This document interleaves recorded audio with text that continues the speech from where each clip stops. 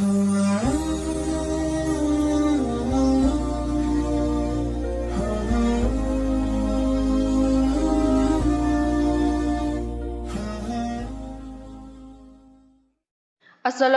warahmatullahi wabarakatuh. Selamat datang Sobat Muslim di channel Islam Menjawab. Selama masih hidup di dunia ini, kita pasti terlibat dalam masalah. Baik itu masalah kecil yang mudah diselesaikan, bahkan hingga masalah yang sangat sulit diselesaikan. Hari ini kami akan membahas tentang perbedaan adab dan akhlak yang akan dibahas oleh Ustadz Adi Hidayat. Sebelum kita masuk ke topik penjelasannya, alangkah baiknya jika Sobat Muslim semua bersedia menekan tombol subscribe dan aktifkan lonceng notifikasinya terlebih dahulu. Ingat, ada adab, ada akhlak, itu beda. Awas, hati-hati, ada yang salah paham tentang akhlak. Nggak bisa bedakan apa akhlak, apa adab, itu lain. Kalau adab, itu nilai kemuliaan yang didapatkan lewat proses pendidikan. Belajar. Kemudian membentuk peradaban. Karena itu saat syarat untuk mendapatkan adab dan peradaban, itu syaratnya bukan iman, syaratnya belajar. Makanya di Mesir ada peradaban dulu, peradaban Mesir, peradaban Mesopotamia, ya, peradaban Yunani. Apakah saat itu beriman semua? Belum tentu. Kalau dia mau belajar, dia bisa mendapatkan adab dan bisa membangun peradaban. Makanya banyak orang beradab di Jepang, banyak. Disiplin, ngantri betul, Pak. Jadi kalau benar-benar antum masuk ke tempat gak ngantri, ketahuan antum gak beradab. Bahkan untuk naik eskalator pun dibagi. Kanan untuk yang buru-buru, kiri untuk yang stay tinggal. Gak bisa antum ngobrol kanan kiri itu. Di sebagian eskalator dipersempit cuma satu aja jaraknya, satu orang aja. Ya. Itu adab. Disiplin ada. Selandia Baru bagus-bagus, disiplin. Ya, jujur. Saya kemarin ke Jepang, di Tokyo. Itu mau lewat zebra cross, mau nyebrang. Terus saya lihat teman-teman, ada emas. Emas betulan, bukan Mas Yono, Mas Arif, bukan. Emas betulan, anting gitu ya, anting, emas. Disimpan di satu tempat, di pinggir jalan. Ya, di dekat portal itu. Saya tanya ini kenapa nggak ada yang ngambil? Saya tahu sebetulnya, karena tiap tahun kita kunjungan ke sana, ke masjid kita di sana. Katanya, Masya Allah Ustaz, di sini kalau ada barang apapun ditemukan di jalan, tidak ada yang berani ngambil. Kalau dia di jalan tempat orang lewat, akan dipindahkan ke pinggir. Ya, supaya tidak rusak, tidak terkena injakan orang dan sebagainya. Dan mudah orang menemukannya.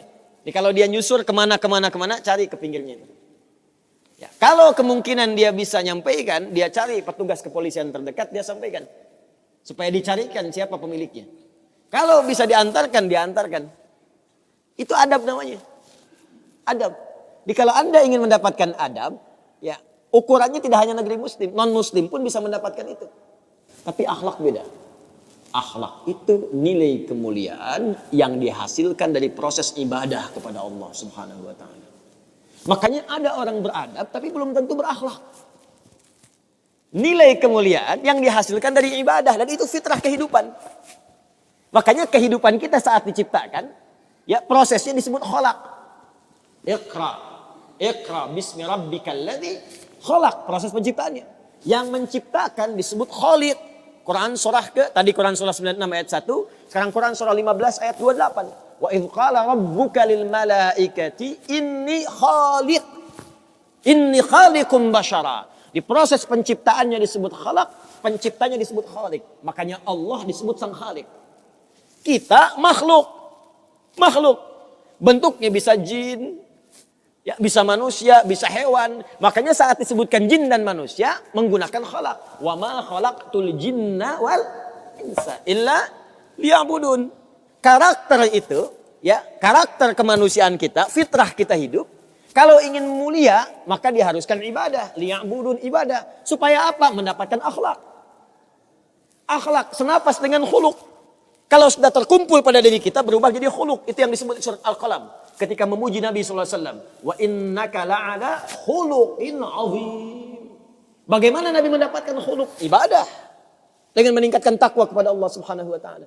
Makanya diminta kita sholat, diminta kita puasa, baca Al-Quran supaya punya akhlak. Apa diantara akhlak itu nilai kemuliaannya? Maaf, bukan sekedar disiplin, bukan sekedar jujur, lebih tinggi daripada itu.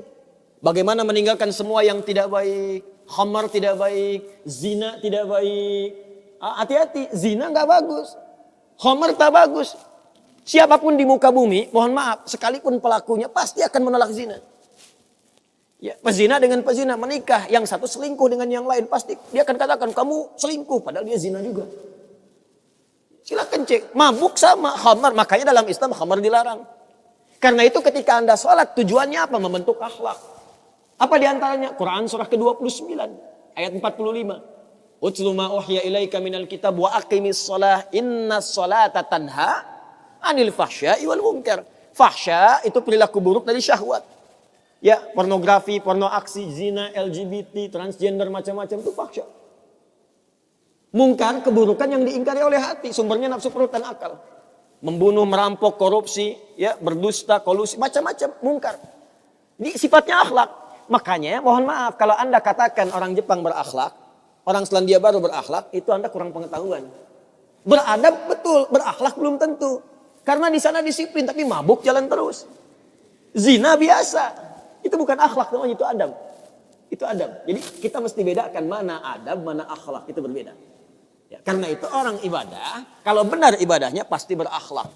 Jelas? Kalau orang belajar mungkin beradab, tapi belum tentu dia berakhlak.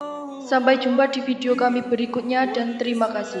Wassalamualaikum warahmatullahi wabarakatuh.